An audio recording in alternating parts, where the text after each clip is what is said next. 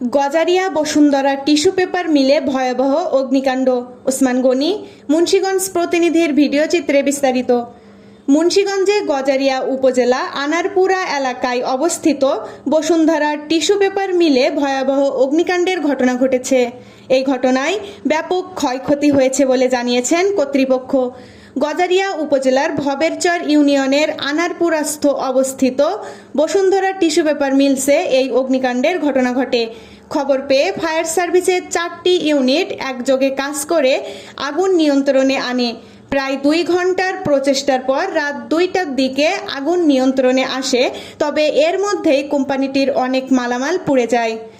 স্থানীয় Anarpura bus stand এর দোকানদার মনির হোসেন জানান, রাত 12টার পর দেখি বসুন্ধরা টিস্যুর নদীর পাশ সংলগ্ন গোডাউনে দাউ দাউ করে আগুন জ্বলছে। দীর্ঘ 2-2.5 ঘন্টা এই আগুন জ্বলছে। এ নিয়ে আশেপাশের মানুষের মাঝে আতঙ্ক ছড়িয়ে পড়ে।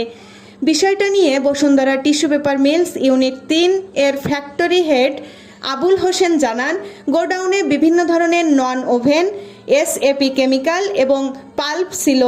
আগুনে পুড়ে আনুমানিক 4 থেকে 5 কোটি টাকার ক্ষয়ক্ষতি হয়েছে।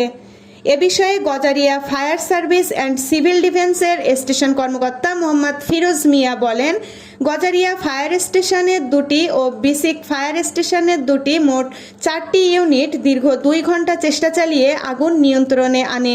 ক্ষয়ক্ষতির পরিমাণ আনুমানিক কোটি টাকা হবে। এ সময় কোটি টাকা মূল্যের মালামাল উদ্ধারও করা হয়। AB news desk report.